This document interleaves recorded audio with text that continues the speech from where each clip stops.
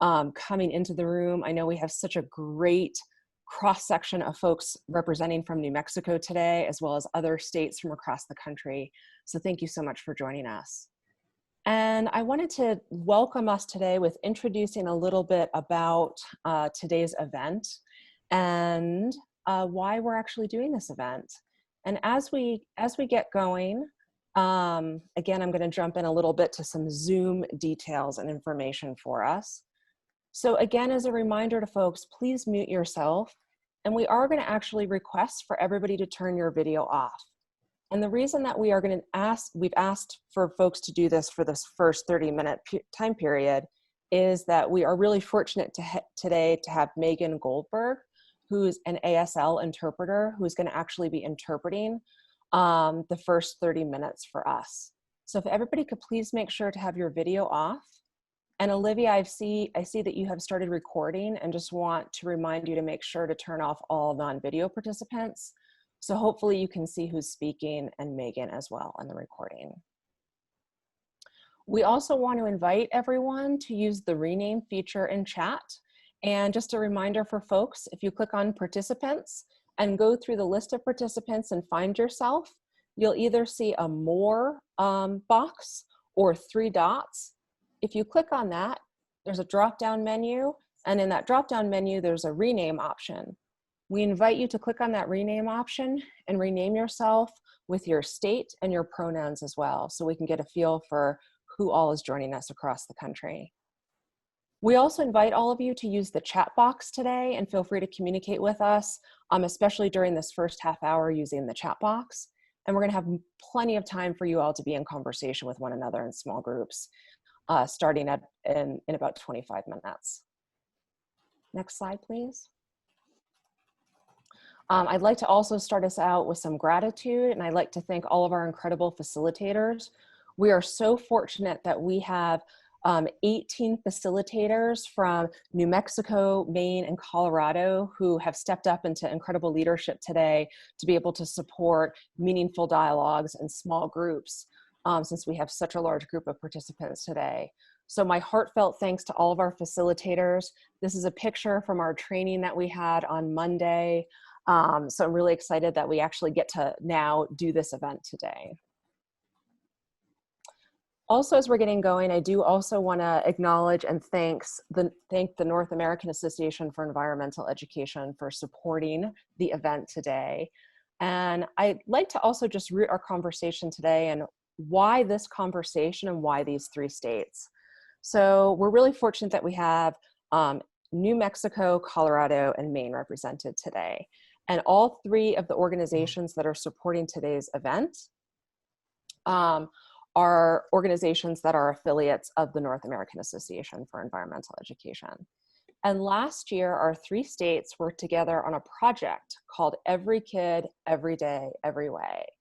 And really, this project is about envisioning a new future for environmental and outdoor learning that's about supporting every child having access every day to opportunities to engage in environmental and outdoor learning in every way feasible.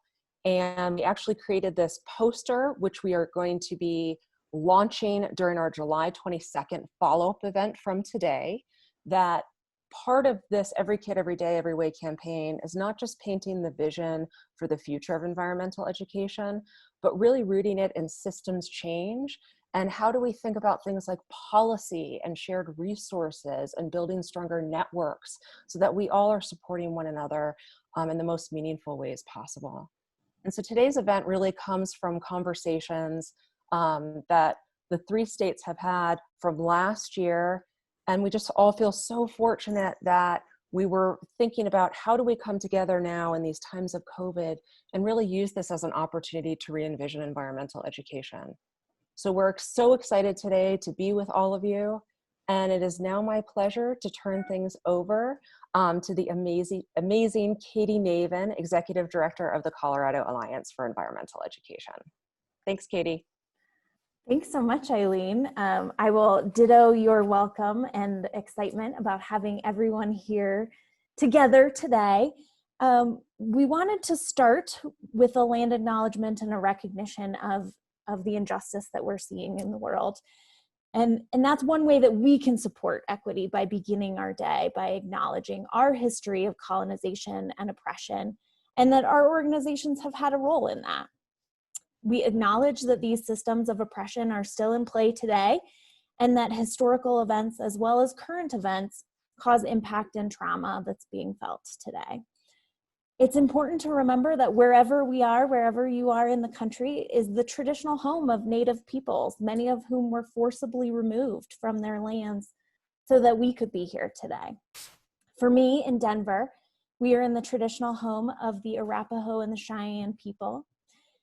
In Maine today, the Wabanaki Confederacy is the largest grouping of tribes that currently covers Maine. And in New Mexico, it is the home to many Native nations, and we'd like to specifically pause to acknowledge the Navajo Nation, who, because of systemic inequities, are facing the highest rate of COVID-19 infection in the country.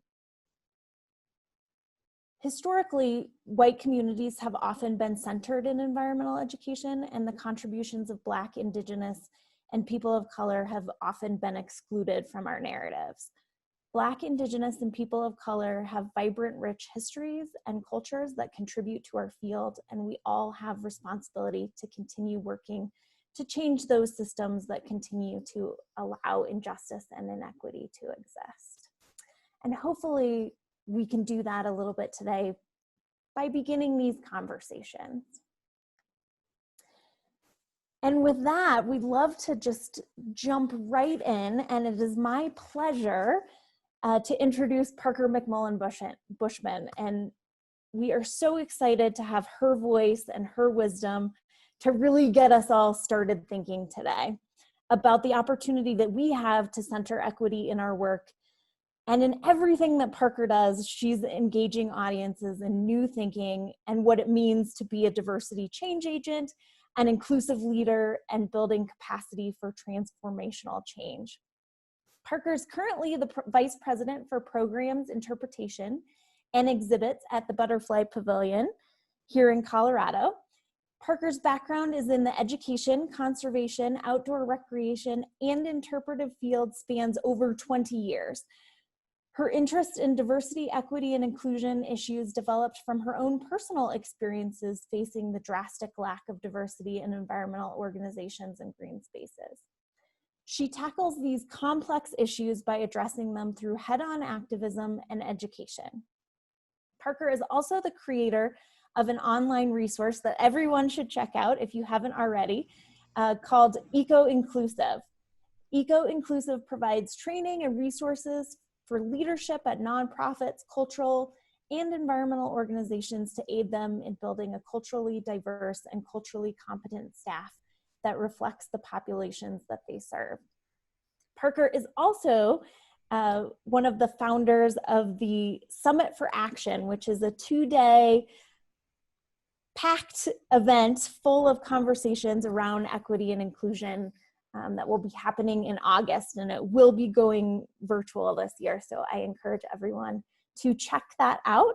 And with that, I would love to turn it over to Parker and welcome her voice and wisdom. Thank you so much. Thank you so much. That was amazing. I'm going to share my screen with everyone. And let me make sure I get the right screen. There we go. All right. I am so excited to be here today and have the opportunity to chat about this really important topic. Thank you so much for having me in this space. And thank you to Eileen, Olivia, and Katie for inviting me to kick off this conversation. To begin with, for everyone, I just want to take a moment and breathe. Right? So if you'll just indulge me, can we breathe together for a moment? Breathing in and breathing out. Breathing in and breathing out. Breath is connection.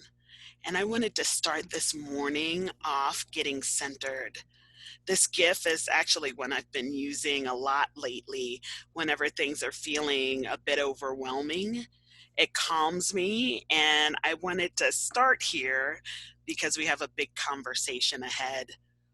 I've been thinking a lot about breath and about breathing, right? It's so important. And I've been talking a lot about breathing as well. The transformation known as the Great Oxidation Event occurred when the atmosphere gained oxygen for the first time.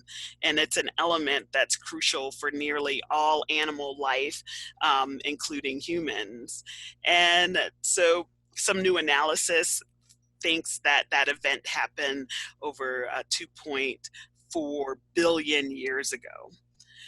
Breathing is essential to life because our cells require oxygen to move, to reproduce, and to function. But, I've been thinking about it because when someone says, I can't breathe, right? When they're saying, I cannot breathe, they are saying that they are lacking an essential function to live. And I've been hearing, I can't breathe from a lot of people. Everyone from family members to friends to coworkers. And people have been saying it because they are overwhelmed and they feel like here in 2020, they have not been able to catch a break. So I don't think it's an exaggeration to say that 2020 has taken all of our breath away, right? It's been a significant year, and it would be hard to imagine anything taking the spotlight from COVID-19, but protests around the world, linked to the death of George Floyd, has once again brought forth that refrain of I can't breathe. And again, it is tied to racial oppression. So breath has been a really important refrain, I think, of these last few months. In Maslow's hierarchy of needs, it's a theory, psychological theory proposed by Abraham Maslow in 1943. And this hierarchy states that there are 5 categories of human needs that dictates an individual's behavior. And those are physiological needs, safety needs, things like love and belonging needs, esteem needs, and self-actualization needs. Needs at the bottom of the pyramid are basic physical requirements, including the need for air, the need to breathe, the need for food, water, sleep, warmth. Once these lower level needs have been met, then people can move on to the next level of needs, which are for safety, security. And as you move further and further up the pyramid, the need for personal esteem, feelings of accomplishment, then start to take priority. So Maslow emphasized the importance of fulfilling those bottom needs, those base needs of breathing and living in order for someone to be able to achieve those higher level needs, right? So I think about this concept every day when I'm thinking about engaging people in environmental education. Because we have to think about our focus, right? And for a long time, during this time, it's more critical than ever to think about Maslow's hierarchy of needs as we try to set forth our vision for the future of environmental education during COVID. We have to ask, who are we centering? What are we centering? And what do we need to think about in order to center equity in this conversation? For a long time, we've been focused on the outcome of having people take care of the planet. And sometimes we've been focused on this to the exclusion of other issues. Too long, we've been thinking that equity and social justice and are issues that are separate from environmental education and the work that we do, without realizing that in order for someone to care for the planet, which is higher up in that self-actualization part of the pyramid, that if someone is at the bottom of the pyramid being crushed by the weight of oppression, if someone can't breathe, then they're not even going to make it to the self-actualization part where they're like, oh, I feel good about my situation. Now I want to give back to the greater humanity and the planet, right? And we haven't really married the two. We haven't realized that in order for someone to get to where we want them to be, we're going to have to focus and help and think about some of those needs on the lower level, right? So, how can we as organizations, as individuals, really support inclusive and equitable environmental education? Well, that's what we're here to talk about today, right? But I wanted to mention some things that we could keep in mind as we are thinking about this. One is, in order to move these conversations forward in our personal lives, in our professional lives, we have to have a clear understanding about history, about systems of oppression, and how they continue to work together. A lot of times people don't understand historical things that have impacts on today, right? We don't clearly understand historical oppressive moves that have been made. Things like, we look at certain neighborhoods that maybe people don't have access to clean areas, they don't have access to nature, they don't have access to a lot of fresh foods, and we don't think about the history of redlining that created these areas that were separate and oppressed, right? We don't think about the ties between historical oppression and things like slavery and Jim Crow that have led to groups of people not being as active in the message that we have today. We also are not expanding or thinking about how our own systems that we have built around the narrative of what environmental education is and conservation is have left some people out of the picture, people who care about things and who are doing their own work, but it doesn't fit into that focus that we have made for environmental education, so they're not even included in our narrative. This is a great time for educating ourselves, for attending sessions like these, for reading books about bias, privilege, and systems of oppression. This is a great time because those education and trainings have been documented as strategically critical for winning movements, for getting us to the next step. We also have to learn proactive responses to injustice and addressing incidents of bias, discrimination, exclusion, and bullying. We need to understand that we all have a role to play and that it's not someone else's fight, it's our fight, right? We need to be in it. We have to be making these moves in order to get anywhere, in order to get our message across. Because, if you don't think that climate change issues, if you don't think that environmental justice issues aren't tied to oppression, right, aren't tied to social justice issues, then we've got some more learning to do, right? Because it's intricately tied and it's so important because it's all of our fights. We then need to apply that learning to a larger platform in our communities. We have to continue to build our own communities in times of crisis. We need to continue community conversations like this one and realize that localized solutions can be different depending on populations and locations. We should work within our local communities, organizations, and building local community alliances. We have to create an understanding around the special needs of different communities and the issues that people in those communities care about, like safety, education, housing, health. And then how do those things tie to the message that we're trying to get across? I encourage people to think about solidarity, not charity.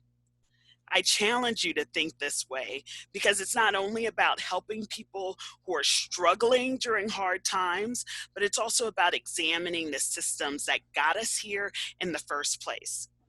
And all of the things that we do to help and support our community, we have to remember that the system is why we are here, and that coming together as a community in solidarity is what's going to get us out of this. In many ways, the pandemic has just cracked open the veneer of our economic and social system to expose just how unjust and unhealthy our systems are. And it's our job to make it clear that this is a system problem and to showcase a more equitable, compassionate, and creative solutions for how we get around this systems problem. We need to talk about and think about intersectionality. How multiple identities like race, gender, and sexuality intersect to compound issues. Intersectionality can be a double whammy, compounding the effects of the already stressful COVID-19 situation with oppression and inequities in power structures. And we have to continue to make the invisible visible in our communities. Many injustices are invisible to the mainstream. We have to bring these wrongs into full view. Then we can change the game. We can make the need to take action palatable. We need to bring these fights to light. So these are scary times, but really we can thrive together. Moments such as these can amplify and lay bare structural inequalities and societal impacts of bias and the relationships of power and privilege. But this is a brave new world. We can create spaces where we all can breathe. We can create spaces where we all have the base needs that we have to survive so that we can concentrate on saving the planet. We need to think about what opportunities do we have now that we've never had before. As nonprofits, agencies, organizations whose touch point is the environment or the outdoors, we have the opportunity to reimagine what we do and how we do it to address the inequities and injustices in our society so that the needs of the most vulnerable are met. The last few weeks have brought about a dynamic community conversation around equity and justice and systems, and it's just the beginning of the conversation. We are on a long journey together, and I'm so glad that we've created this space together so that we can dive into this work and really feel and figure out what we need to do next. So thank you very much for allowing me to be here today and to share in this. Thank you so much, Parker. I'm already feeling that it's so different in this virtual space that we'd all be, cheering and visibly excited about what you just shared, and we're missing that, and I'm really noticing that today. So thank you so much. I've seen you speak several times, Parker, and every time I learn something new, and you're so inspiring. So thank you for taking the time to share with us today. I also want to thank Megan, who is working to keep up with us. So thank you so much, Megan. And we're going to have this recording available of this first 30 minutes of our session together today after our time together today. as I was listening to Parker, some things that really resonated for me is I really appreciated, Parker, how you led us on this journey of thinking about breathing, and how breathing is so much about being present and in the now. And I really love how you connected the present to the history and the impacts and trauma from the history and the present impacts of today. And really thinking about how do we own and acknowledge our past, our present, while thinking about the future. And really that offer of invitation to all of us to think about this is the beginning of the conversation, and that we have a real opportunity today to create a space with one another that we can all feel comfortable breathing.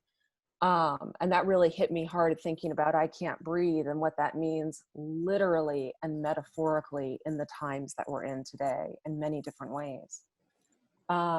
So as we get going today, just a couple of things that I offer to all of us to reflect on and consider moving forward is that today is an investment that we are all making in a conversation. And it's a conversation that is longer term than today. And I can't emphasize enough that we have such an opportunity as a field of environmental educators to invest in these conversations today and tomorrow, to do that individual reflection, organizational reflection, statewide reflection, regional reflection, national reflection. And that our hope for today is that in our small group dialogues that we're going to hear new ideas and opportunities for us to think about how we can re-envision what environmental and outdoor learning can look like at home, in communities, and at our schools in ways that really are truly inclusive for all of our students. How do we really re-envision things to move towards that idea of supporting all of our students? I also want to mention that we will be operating today off of what's called the village model. And the idea of the village model is that we have experts already in the room. We all are bringing many different experiences to these conversations today. And for us to all feel free to share our wisdom, advice, guidance, and expertise with one another, because there's such a richness when we do that in conversation with one another. So again, thank you so much, Parker. And it's my pleasure now to turn things over to Olivia Grissett and Megan Young from Maine, who will be getting us going and prepared to move into our dialogues together with one another. Thank you, Eileen. Hi, everybody. My name is Olivia Grissett. I'm the Executive Director at the Maine Environmental Ed Association, and I use she, her pronouns. I just want to say again, thank you, Parker. You're brilliant and one of my personal heroes. I've been learning so much from Parker, following their work on social media and at conferences, and just so honored to be having you in this space with our community today. Also just want to say that this meeting today is giving me so much hope. You know, we've been working pretty hard on diving into equity and EE in Maine for some years, and it's just like growing, and this movement is just really you know, powerful, and I'm seeing so much work in our sector, and I'm so excited to reimagine EE with folks. And I just kind of wanted to give a shout out to our facilitators today. I have a whole bunch of our young changemakers who are literally the future. They're bringing the future of environmental education to the present really rapidly. They're here, and a whole bunch of other awesome facilitators, rising leaders in EE from across the country are going to be working with you today.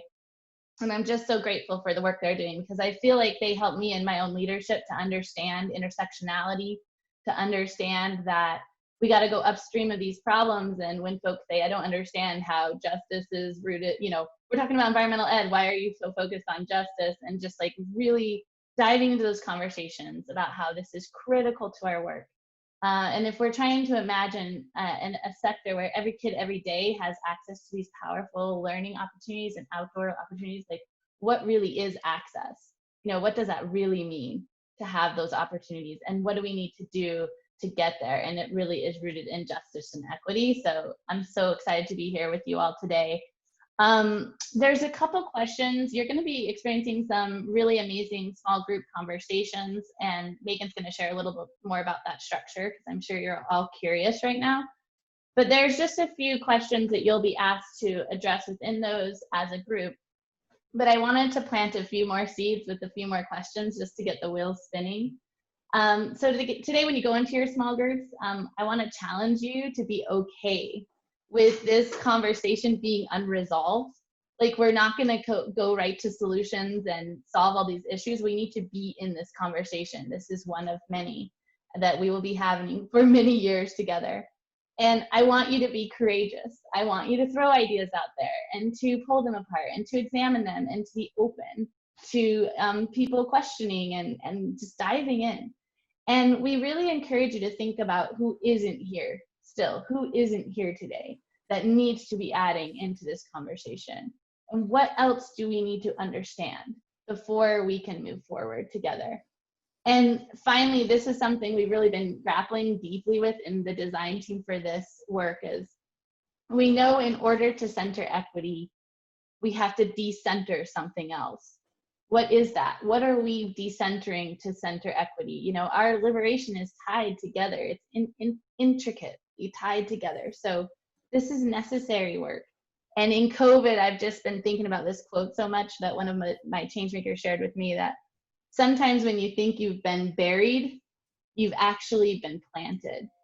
And I think this is a moment for us in our field to think about how we can reemerge, just like Parker said, and push back against these systems and to think about what we need to do in our organizations to do that work together to advance the field. So I'm excited to reimagine this future with you. And I'm going to turn it over to Megan, who is also from Maine, and will be sharing our next steps. Thank you, Olivia. Hi, all. I'm Megan Young. I use she, her pronouns, and I work intricately with the Maine Environmental Education Association, and I am calling in from Bethel, Maine. I just am overwhelmed with gratitude for Parker, for the facilitators, and for the gift of being part of the planning team, and for all of your presence here. I'm feeling extremely moved by how many people are here and willing to be vulnerable and part of this this conversation. So I am sure many of you are wondering what the day is going to look like. And so your task for today is to participate in 3 breakout room sessions. So each breakout room session is going to be about 30 minutes. We're going to start with introduction in your first breakout room, and you will be assigned to an amazing facilitator for these 3 sessions. So we'll start with introductions, and then we'll be discussing environmental and outdoor learning at home, so within the family in that central home model. Then we'll take a break and we'll transition, and you'll return to the same group, and for the next 25 minutes you'll discuss environmental and outdoor learning in the community. Again, we'll transition, we'll take a short break, and then our final breakout room session will discuss environmental and outdoor learning at school. And within each of these breakout rooms, there's 2 prompts to get you thinking about shifts that have happened, inequities that have been exacerbated, and how you can move towards centering equity in these spaces and in the work that happens in these spaces. In having these conversations, I also want to touch base on some community agreements. I think that's our next slide. Thank you. So we posted some community agreements to help guide these conversations. And these are a start. In your group, you might find that you may need to develop these further in your introductions, but these are a good place to start. So we want to acknowledge that all feelings and experiences are real and valid. We want to acknowledge and agree that all voices are heard and respected. What's true today may be different tomorrow. Impacts are different for different individuals in different communities. We want to welcome innovative, bold, and new ideas. We want to acknowledge and agree that voices are missing from this conversation that we're starting today. It's okay to be raggedy in these conversations. And we want to focus on this acronym of WAIT. So why am I talking, or why am I not talking? And developing that sense internally of when to step up and when to step back in these conversations, and recognizing how much your voice is being shared. We'll be working together in these groups and taking notes on a platform called Jamboard, which your facilitator will be introducing to you. It's more of a collaborative approach to note-taking, and each group will have their own individual link that will be available in your breakout rooms. So this is just a more collaborative version of Google Docs, and your facilitator will be helping you with the process of developing these boards. You'll be automatically assigned to a breakout room. An invitation will pop up on your screen after we're done closing out the beginning of this session. And you will have the option to join or wait. If you have questions, you can wait and then we can help you move into your group, but we are telling you to click the join room button. It might take a few minutes for all the rooms to be populated. And so while there's a few minutes in between or in the transition, we'd love for you to reflect on one of your introductory questions, which is, why is centering equity in your work important to you? So when you're giving your introductions in your small groups, this will be one of the things that we're going to be asking you to share with your group. I would like to turn it over to the other members of the planning team in case there was something I missed or if there's something that you would like to add. Thank you. You should be getting an invitation to your breakout room soon. If you are someone who is using audio from the phone and video on the computer, go ahead and don't click that button right away, and I'll make sure that I didn't separate your video and your audio into two different groups. So just hang tight and we'll make sure that that is all set. But otherwise, a little box should be popping up on your screen soon.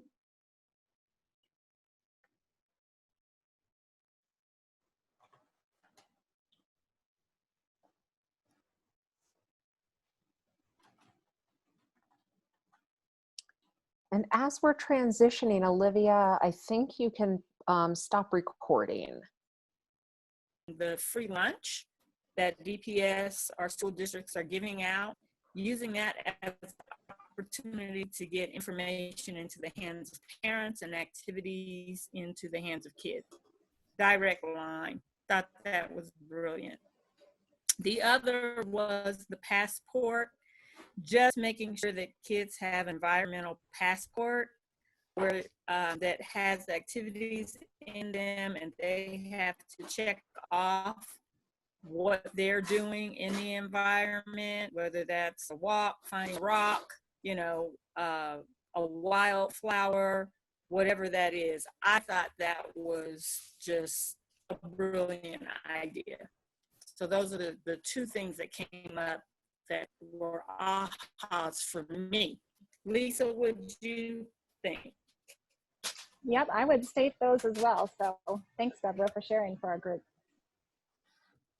Awesome. Well, thank you. How about Leslie, for group 3, EE at home, what highlights or ahas would you share?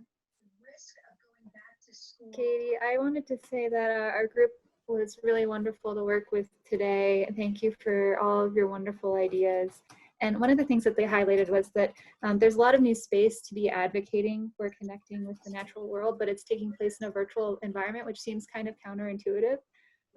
But there's been these general shifts in priorities within the home, and one opportunity that we have as environmental educators is to promote nature as a safe space, especially with how COVID transmission works. So there's a potential opportunity there. One thing our group did acknowledge was that there's resources to engage with environmental education at the home that can really vary across their communities. And so while we were having our community and school discussions, one thing that really resonated was that at home, there could be varied resources to engage in this work. So there was an emphasis on just making sure that we create a diverse array of resources for people to engage in activities in different ways and at different levels, with different time commitments too, because they might have just different restrictions and limitations within the home to do so. Great, thanks so much, group 3. How about group 4?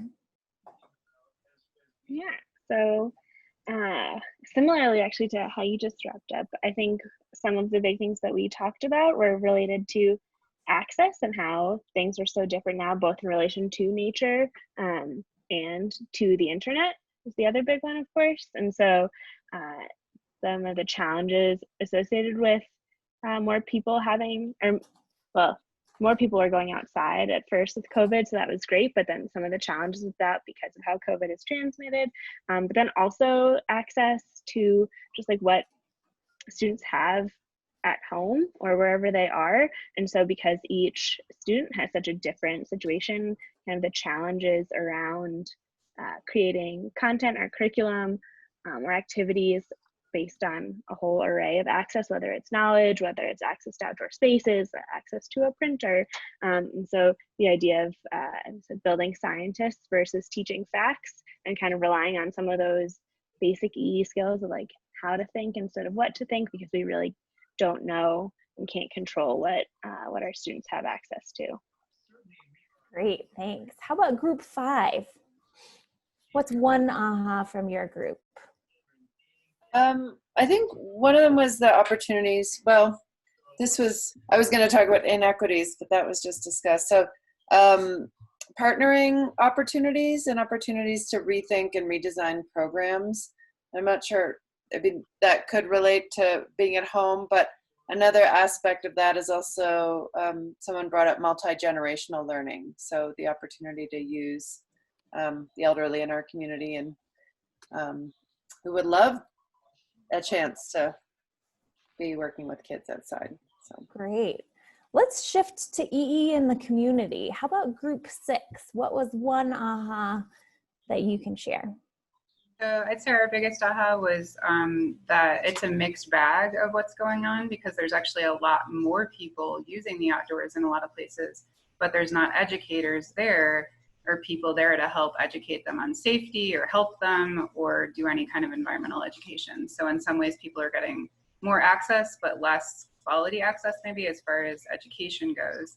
And there was also the point brought up that that could also create, for people that already have less equitable access, that are stuck in urban centers and can't really get out to more natural areas or have little biodiversity in their neighborhood, it can make it worse with centers closed or with events not happening. So in some ways it helps certain people. Virtual events too can also be better for some, more accessible, and then less accessible for a lot of people. Awesome. How about group 7? Safe as Maine, if not safe. And we look at a number of different. I'll share a couple thoughts, and I would love to have Chris share some thoughts as well, since we tag team on it. But for me, there was a couple aha moments that really stuck out, including that in our community, there's this increased use of the phrase stay safe, increased focus on safety and staying safe, but there's no change in how we address and how we identify risks and how do we address them and mitigate them. And so that's not only with the COVID virus, but then how is it that we address and mitigate, help people address and mitigate risks out in nature. Mm-hmm. And then secondly, we talk a lot about how there's this huge desire on the sort of the community writ large of returning to normal. We just want to return to normal after the pandemic. But as a group, we really felt like we were in this amazing opportunity to address a paradigm shift where, this is a great opportunity to shift how we see the world, what our normal is, and create a normal that we want. Awesome. Yeah. So Chris, what do you want to add? I'd follow up with what Kelly said, safety and the paradigm shift. How do we actually get out in the world?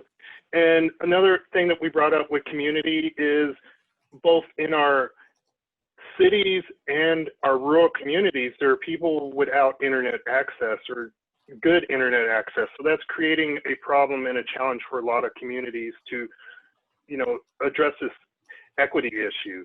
So that's one of the things that I wanted to add. And the third thing I wanted to add is our group was a great group. I wanted to thank everybody for being involved in it. And we just did what this forum was supposed to do. We all collaborated together. There was a lot of sharing with, hey, you have this idea, I have this idea, let's talk online afterwards.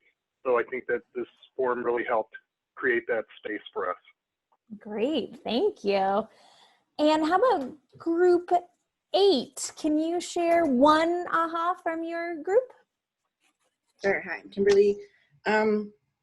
We talked a lot about the idea of redefining what it means to be in nature. And so backyards, schoolyards, urban gardens, and kind of reclaiming those spaces as nature, as natural spaces. And, you know, down to the level of reclaiming things that are termed weeds and native plants that are not appreciated. Home gardening has that first interaction with nature. And also, like, under that, guys, broadening what environmental education is. So, and we thought a great way to kind of deal with lack of internet access is to start centering community knowledge. What does your family know? What are the stories your family told about daisies? Who knows what this flower is called and how come that's an important thing to them? What are the interactions your family has had with nature? So that there's knowledge in that and that we can celebrate that. We don't have to stick with this hierarchical, I'm going to tell you what you need to know because that's what science is, kind of feeling around environmental education. Thanks. Great. Thank you so much. And I'm going to ask you to share just one thing from your group so we make sure we get through all of the groups. How about group 9? Sure. We had an interesting focus on the economic side of things, and given the economic stress caused by COVID, how there might be opportunities to think more entrepreneurially in the natural resource field and create opportunities, especially for high schoolers and young adults, where there might be more apprenticeships or mentorships for people who want to potentially engage in this work professionally and creating pathways for that. Great, thank you. How about group 10?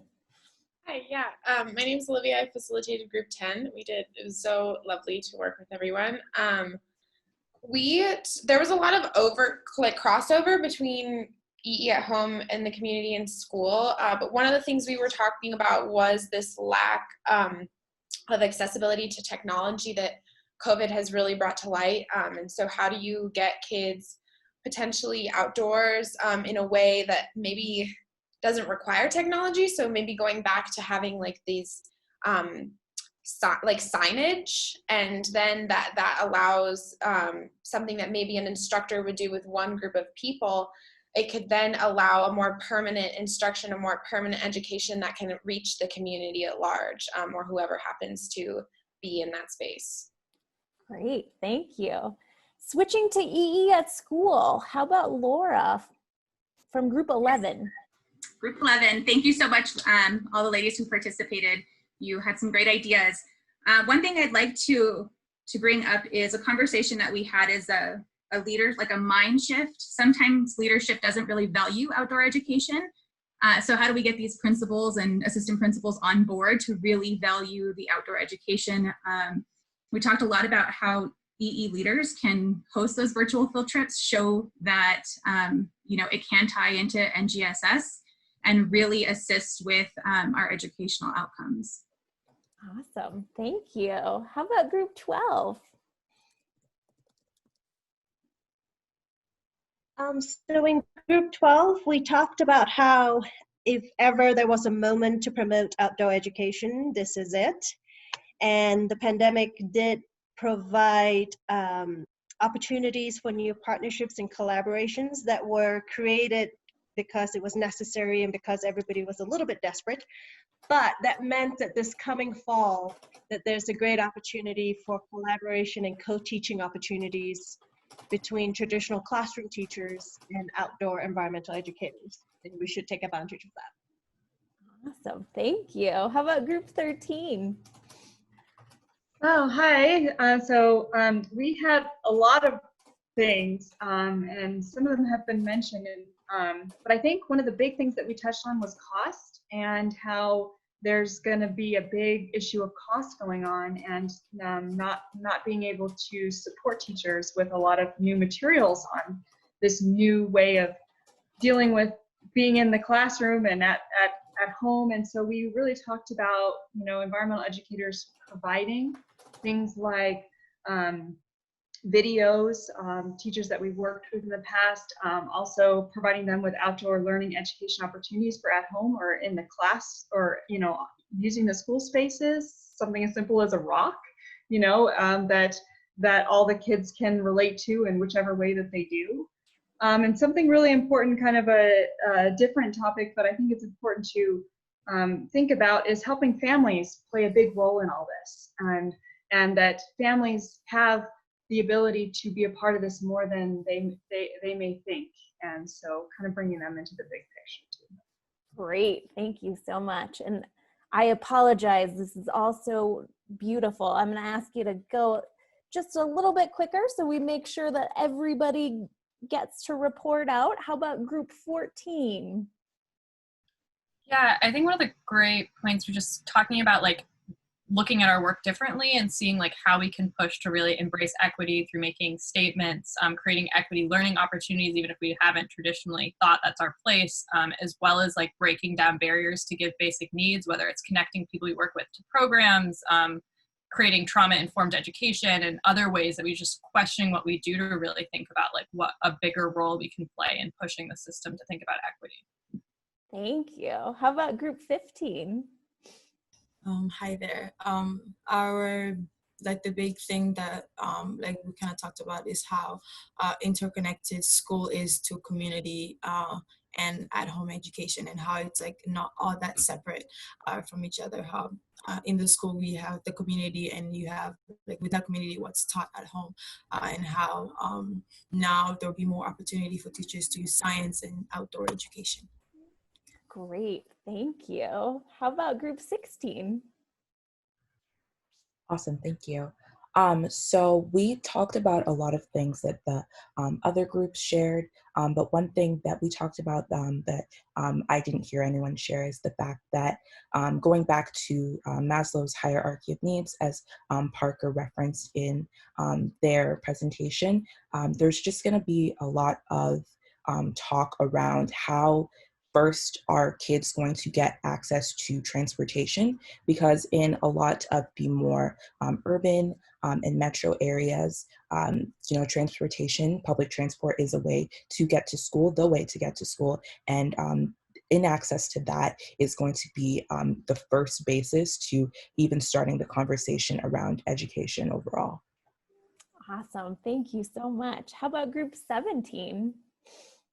Yeah, so our group looked a lot at how both the COVID-19 pandemic and climate change both heavily expose the racial and social inequalities in our current society, and how there needs to be better representation in teachers, because students have such an important relationship with their teachers, and it's really important that educators bring their experience and their history into spaces for students. Absolutely, thank you. And how about group 18? Thanks. Last but not least. We something that we talked about that hasn't really been talked about yet from other groups is this big discussion about how science is taught, and then also indigenous ways of knowing and how those clash and also combine.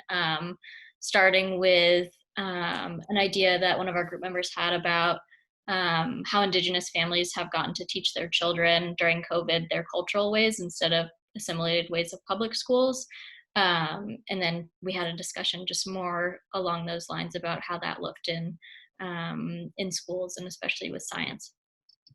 Thank you. Oh, thank you. These are such powerful ahas. I wish we had so much more time to dig into them. 2.5 hours go so fast. Thank you for sharing out from each of your groups, and thank you to everyone for all of the insight and valuable thought that you put into today. There's obviously a lot more to dig into, so I'm going to pass it back to Eileen to talk about what our next steps are and how we'll share out this information. Thanks so much, Katie. And I want to acknowledge that even though we're running out of time today, we're actually have another opportunity to come back together again in 2 weeks on Wednesday, July 22nd. So what we will be doing over the next couple of weeks is our states are actually going to be digging into the information that you shared out on your Jamboards. So in some ways, our work is now actually just beginning from the dialogues and conversations that you all were just in. We will, very quickly in the next few days, we will be sharing out the recording of the video from the beginning of our time together today, as well as PDFs of all of the Jamboards from all the groups to provide that transparency so that everybody can see the conversations that were happening across the groups. What we will be doing in the meantime is actually pulling themes and digging into the 18 different groups to kind of figure out what are the recommendations that we see really emerging from the whole group. And that's really our work now as the planning team, is to dig into that. And we will be sharing the results out again on July 22nd. So we definitely invite you back to continue the conversation then. And then we'll figure out where the conversation will go from there moving forward as well. Before we wrap up, a couple of quick things. One is I do want to offer gratitude to all of you for participating today. I want to recognize it's really, in some ways, it's really challenging for us to connect virtually. And in other ways, it's also a real gift to be able to connect right now with people literally all over the country. And so when I think back to April, when we were all thinking about, well, what if we did this kind of tri-state virtual summit, and how would it look, and how do we bring people together? I don't even think back then we envisioned how powerful it would be to actually not just have people from our 3 states, but people representing all different areas of this country coming together. So I really just want to offer appreciation to everyone today who participated and engaged in this convening in this event. I also want to offer my heartfelt thanks to all of our facilitators who really stepped up into really valuable roles as leaders today. So I do want to take a moment to acknowledge the incredible Maine change makers, incredible staff members from Colorado, as well as members of the Building the Foundation for Equity Learning community from Colorado. And all of you in New Mexico, I hope you already know just how deep of appreciation I have for all of our Exploring Equitable Education Outdoors fellows, and just having that incredible opportunity to work with you in so many different ways. So thank you all very much. And before I pass it off to Amara, I just want to check in with my colleagues, Katie, Olivia, and Megan, just to see if we missed anything before we have Amara close us out today. All right, Amara from Maine, I would love to pass it off to you to close our time together. Awesome. Thank you so much, Eileen. And thank you everyone for joining us today. To close, I wanted to read a poem, Human Family by Maya Angelou. I note the obvious differences in the human family. Some of us are serious, some thrive on comedy. Some declare their lives are lived as true profundity, and others claim they really live the real reality. The variety of our skin tones can confuse, bemuse, delight, brown and pink and beige and purple, tan and blue and white. I've sailed upon the 7 seas and stopped in every land. I've seen the wonders of the world, not yet one common man. I know 10,000 women called Jane and Mary Jane, but I've never seen any two who really were the same.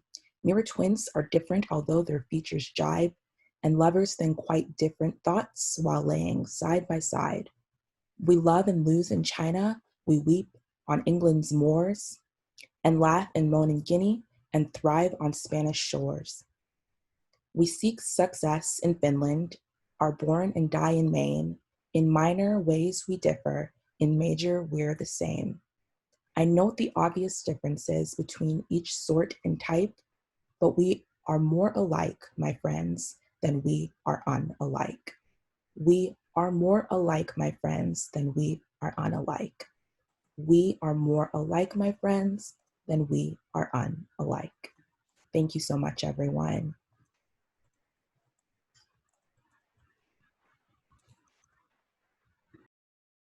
Thank you so much, everyone. We wish you a great rest of the day, and I invite our facilitators to stay on as we debrief and check in with one another. And I wish you all well for the rest of the day. Thanks so much, everyone.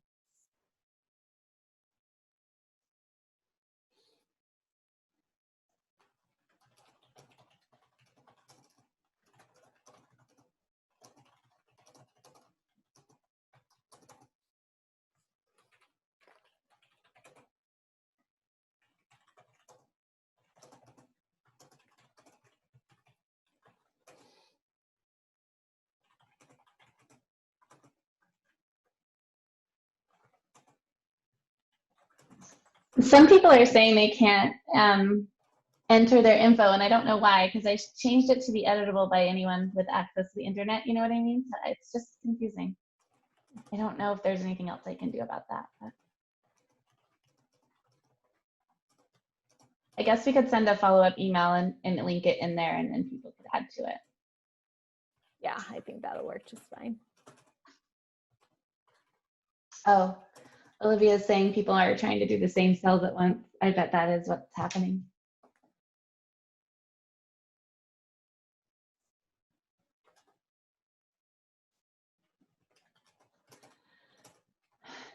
So, Amara, thank you so much. That was like the most beautiful way to, that was like a great way to connect it all. Thank you for closing us out. I know that we still have some folks on, but I think our intention was to just provide some space to debrief and just see what all came up, and if we needed to help anybody process anything that happened in the small dialogue, since we weren't able to actually, you know, run around and see those. But I also want to invite all of us to maybe get up and take a moment to stretch, grab a bite to eat, take a restroom break. So maybe we can take like a 2-3 minute break at least, and do what you need to do. Yeah. And if you need a little bit longer, do what you need to do. All right, folks? Thanks.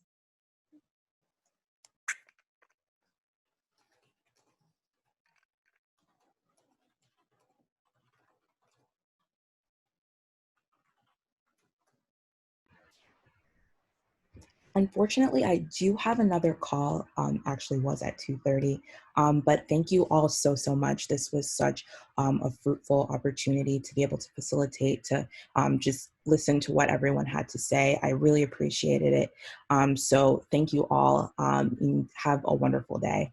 Thank you, you too. Thank you, Amara. Thank you. I'll see you soon. See you soon.